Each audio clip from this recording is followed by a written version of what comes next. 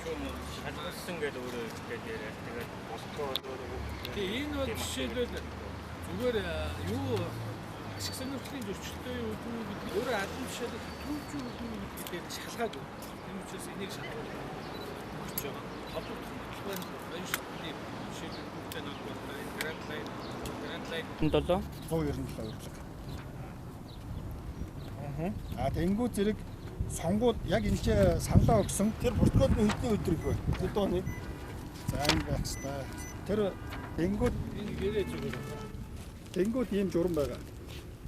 Одоо өөрсдийнх нь Батүл даргын өөрсдийнх нь санаачлаад батлуулсан нөгөө нэг гэр ороолын дахин төлөвлөлтийн журам байдаг байхгүй юу?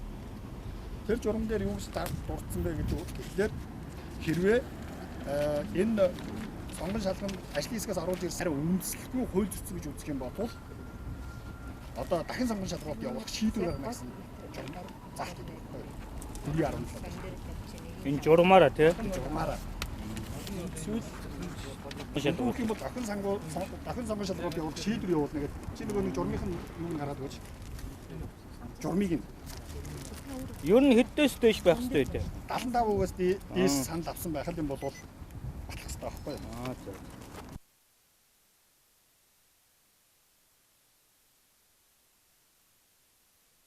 Энэ асуудлаар холбогдсон хоёр шатны шүүхийн шийдвэрүүд гарцсан байна.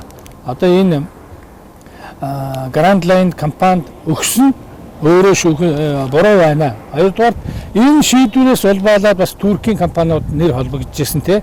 Энэ Туркийн компанитай холбоотой энэ арбитрийн шүүхийн шийдвэр гарцсан байна. Ер нь энэ хоёр компани аяла одоо энэ Grand Line гэдэг компани чулуудаа үүсгэн байгуулсан Grand Line компани хууль зөрчсөн байна гэдэг арбитрийн шийдвэр гарцсан учраас нэгэн тийм шүүхийн шийдвэрүүд нотлохоронтын хэмжээнд гарсан учраас одоо шийдвэр гарсан нөхөр албан тушаалаа хэтрүүлээгүй байна уу гэдгээр нь хэрэг үүсгүүлэхээр нотлохоронттойгоо өнөөдөр энд хандж байна гэсэн.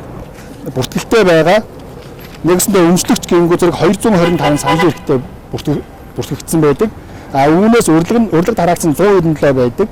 Үүнээс нийт саналын тоон бол 143 одоо санал хэрэгтэй тэр өмчлөгч нар саналаа өгсөн байгаад байгаа. Харин яг энэ санал өгснөг үзэнгүүт Grand Line компани төлөө 90 санал, GD компани төлөө 30 санал, Цэлмэг газ компани төлөө 20 санал, 33 санал гэсэн байгаа.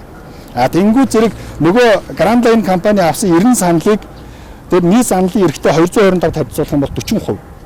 Тараагдсан урилга буюу 197-тай харьцуулах юм бол 45.7%. Санал асуулганд оролцсон одоо тэр иргэдтэй өмчлөгч нартай харьцуулах юм бол 62.9% байгаа. Нөгөө 75% чинь хаана байна? Байхгүй байгаа байхгүй юу?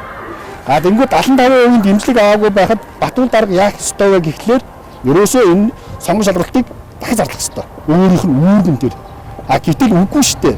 За бүр байлээ. За яг 75% үдээ ханаад орхио гэхэд ядаж конституцийн шалгаруулах ёстой байхгүй юу? Гэтэл бас уучлаарай бас үгүй. Зөвхөн өөрийгөө хүү Grand Line-ыг шалгаруулсан. 11 тэрбумын үнийн дүнтэй гэрээ авахгүй байсан. Нэгдүгээрт нь.